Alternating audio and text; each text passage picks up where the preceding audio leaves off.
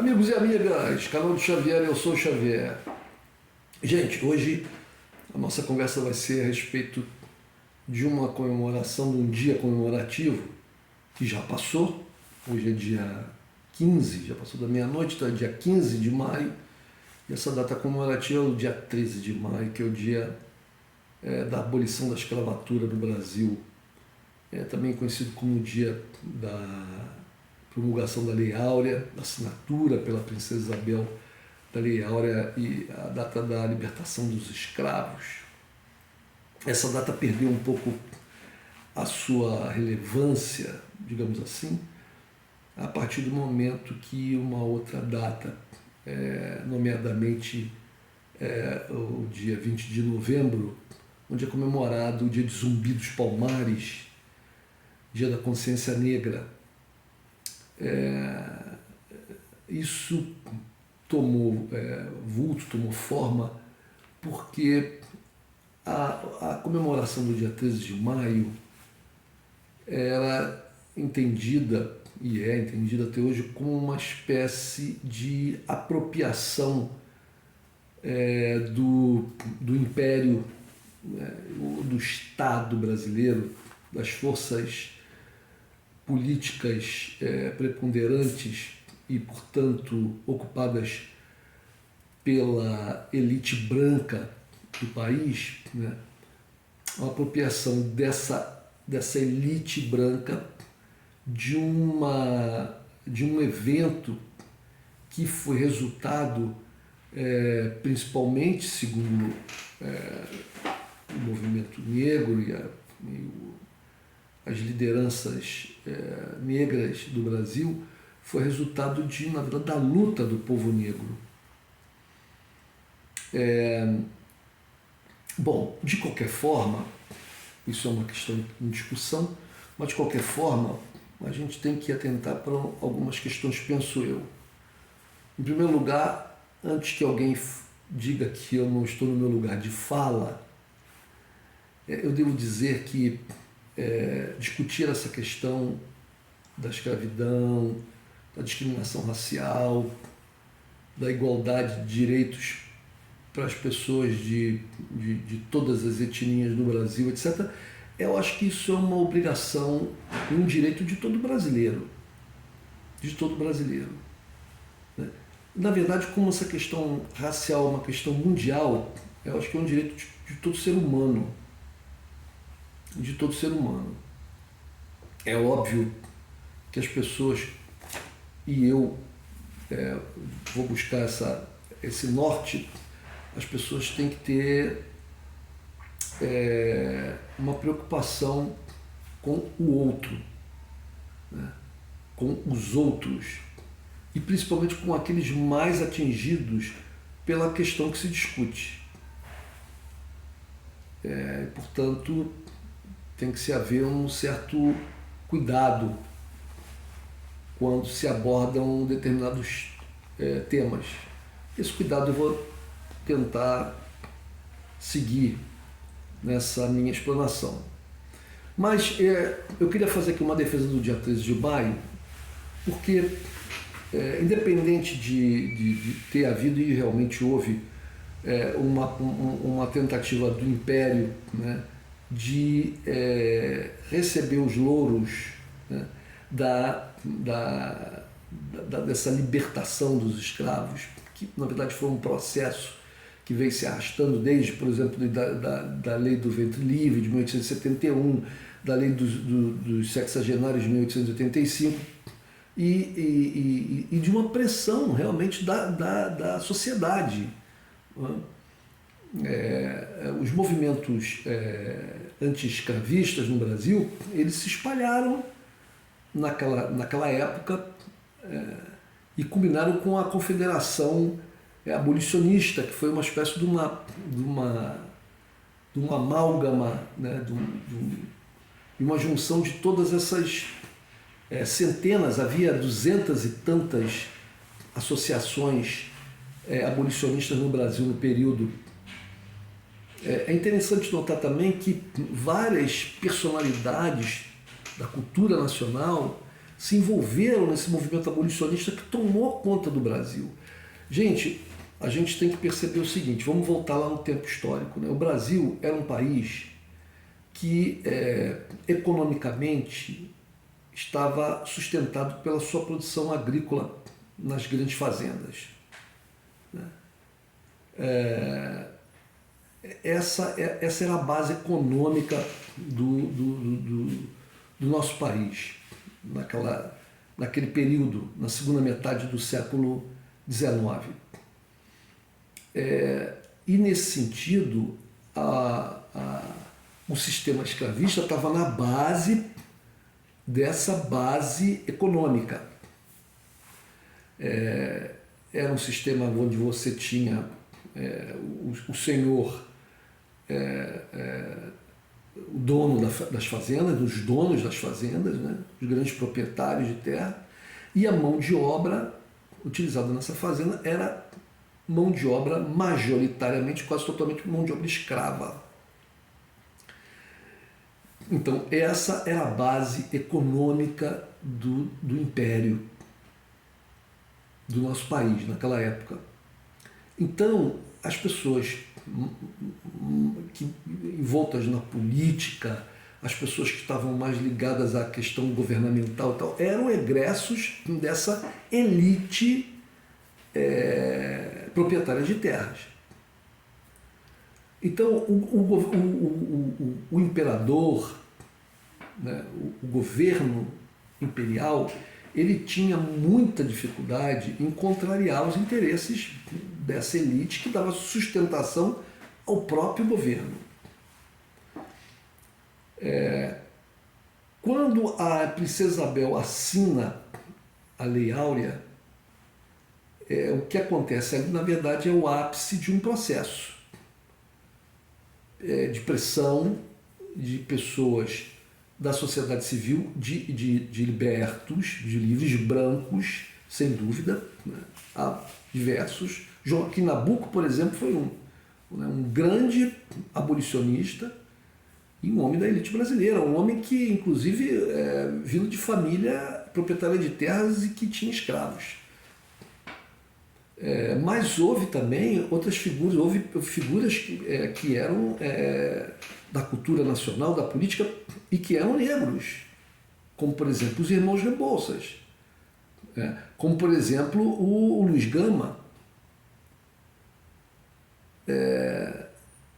Então, ex-escravos, né, libertos, que conseguiram, escravos que conseguiram a sua liberdade e que engrossavam as fileiras dos abolicionistas, movimentos, sim, de escravos que fugiam e se refugiavam em quilombos ou procuravam se esconder nas cidades, se misturar aos outros negros libertos e escravos.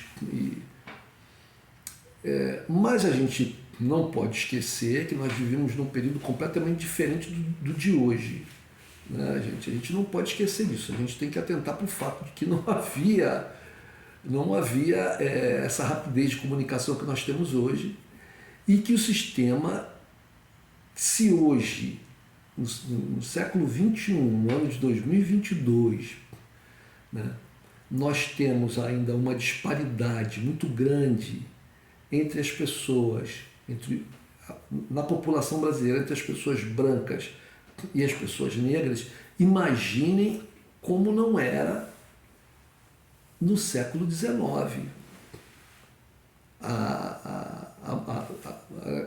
A libertação, a assinatura da Lei Áurea foi em 1888, portanto, há 134 anos atrás.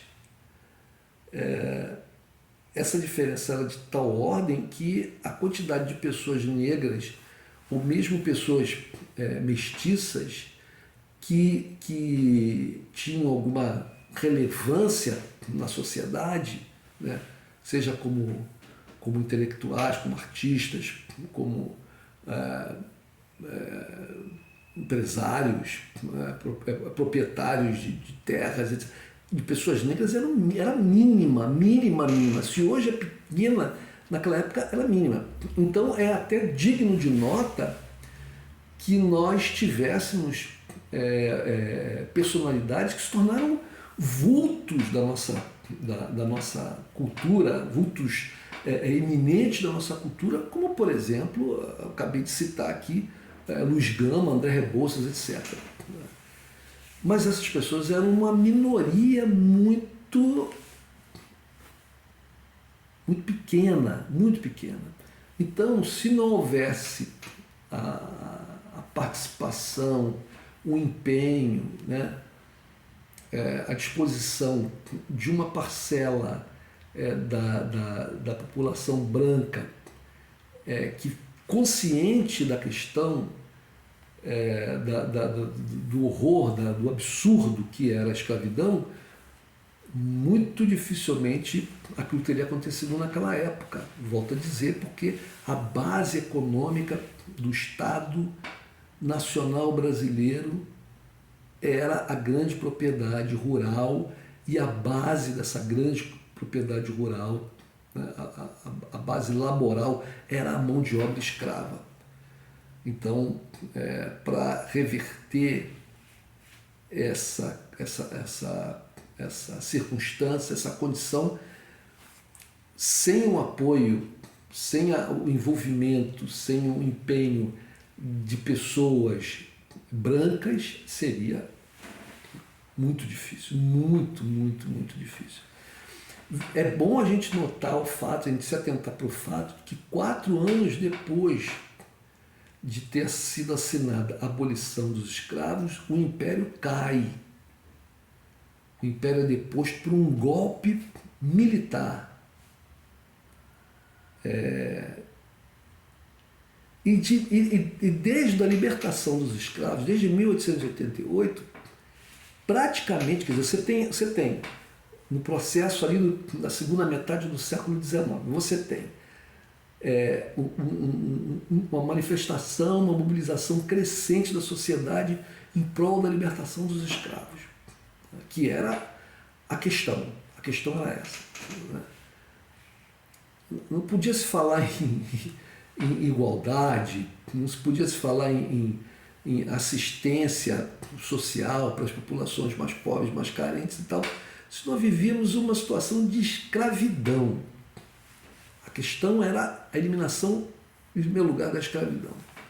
Então você tem a lei do ventre livre, a lei dos sexagenários e, finalmente, a libertação dos escravos.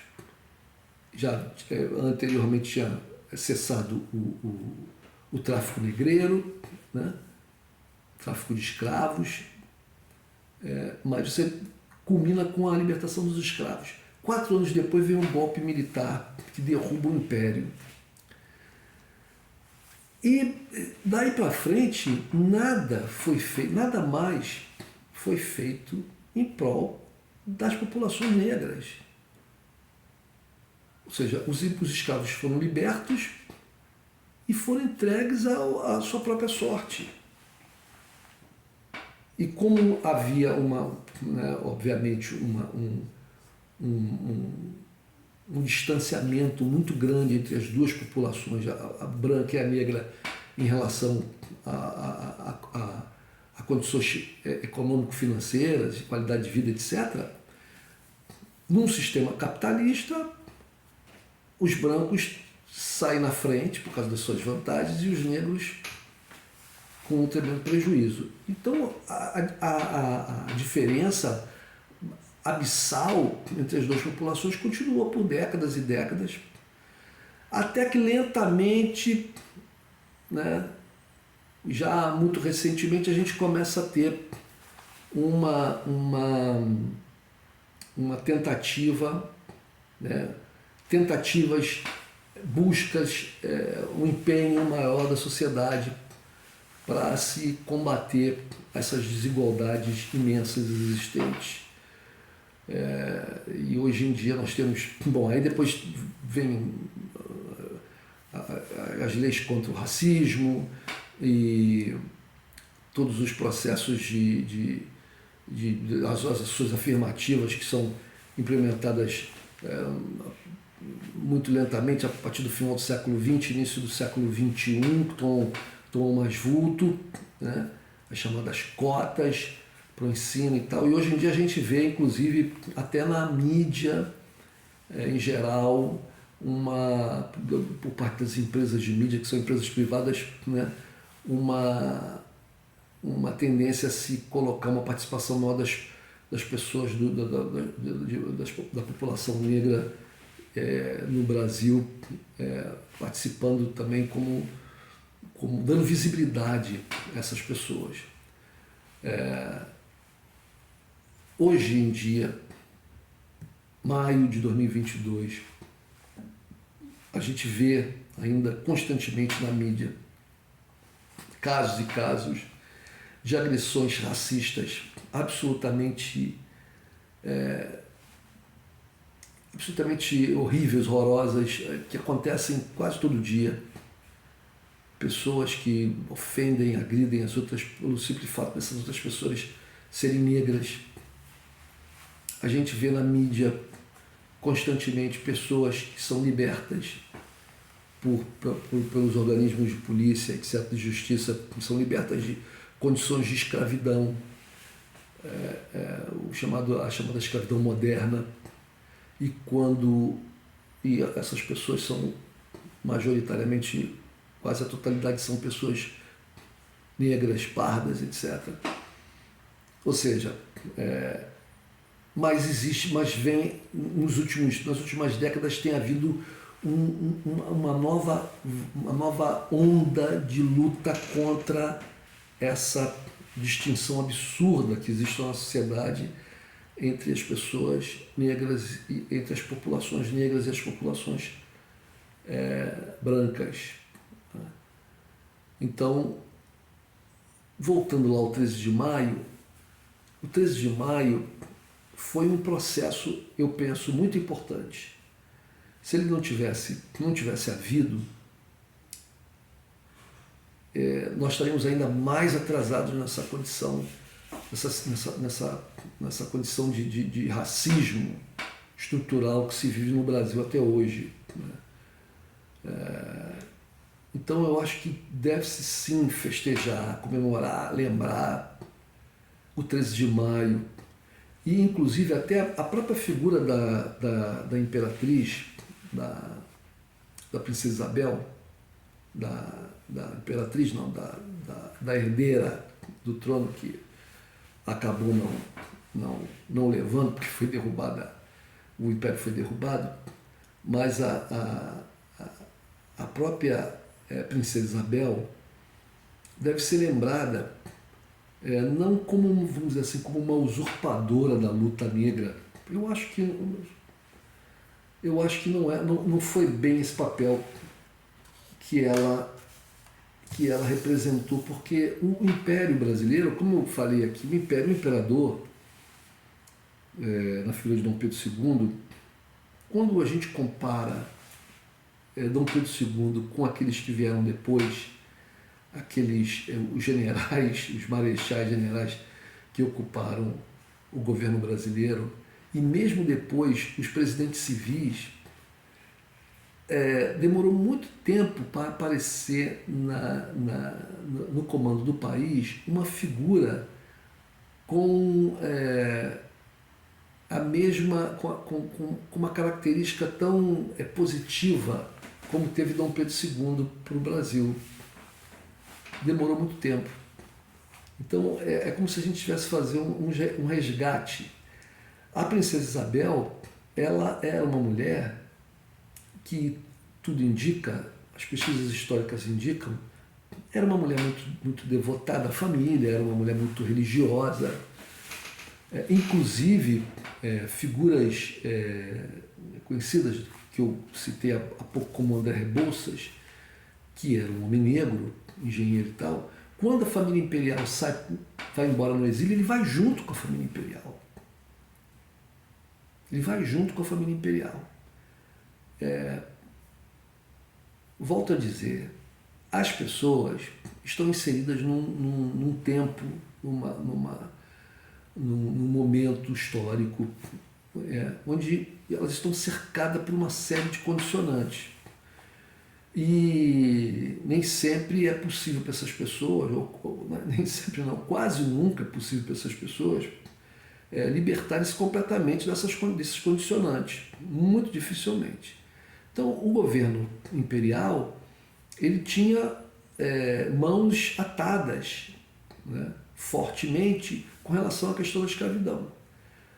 E se a sociedade não se manifestasse, é por isso eu costumo sempre falar isso aqui em vídeos, que é necessário que a sociedade se manifeste junto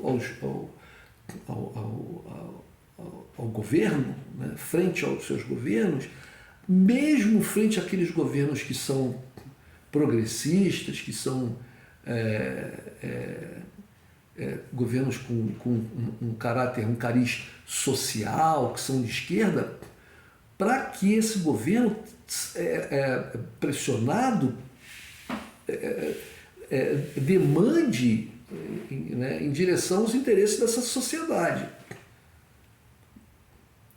Porque se a sociedade não pressiona num determinado sentido, né, se uma parte da sociedade interessada em determinadas questões não pressiona naquele sentido, outra parte da sociedade pressiona em outro sentido. Então, o cariz de um governo, mais à esquerda ou mais à direita, depende da pressão da própria sociedade. Da pressão da sociedade. Perdão. Né? Então, foi necessária uma pressão da sociedade, na época do Império, para que o Império pudesse fazer aquilo que, penso eu, talvez fosse de interesse da vontade do imperador e da princesa. Somente temos que pensar, havia uma outra parcela importante e poderosa da sociedade que pressionava para o outro lado. Estou me referindo aos grandes proprietários de terra. E o imperador não poderia dizer simplesmente, não me interessa o que os proprietários de terra pensem, eu quero libertar os escravos e assim vou fazê-lo. As coisas não são simples assim. Então eu acho que talvez os historiadores aí que o façam, quem sabe possamos até resgatar uma imagem mais positiva do imperador e da princesa Isabel no contexto da questão da escravidão e do Império Brasileiro, né? Apesar da triste história de escravidão de todo o Império e anterior ao Império, da época da colônia e do domínio português. Mas, volto a dizer, 13 de maio é uma data a ser comemorada, penso eu, lembrada, estudada, divulgada, porque foi uma luta de vários setores da sociedade, foi uma luta dos negros escravos que fugiam, que se rebelavam, houve até ataques a proprietários de fazendas, né? Mas a maior parte das ações dos escravos era de fuga, era buscar refúgio nos quilombos ou nas cidades maiores, se refugiar, se esconder nas cidades, né? Houve ações de grupos abolicionistas que patrocinavam fugas, patrocinavam, apoiavam financeiramente escravos fugidos. Houve manifestações literárias, jornalísticas, teatrais, houve manifestações de rua, de negros e de brancos. Então foi uma coisa que uniu as pessoas. Enfim, a lei foi promulgada e acabou com a escravidão. Então, eu acho que é uma data que deve ser, sim, comemorada. Portanto, eu aqui afirmo, viva o 13 de maio, dia da libertação dos escravos no Brasil. É isso aí, gente. Um abraço.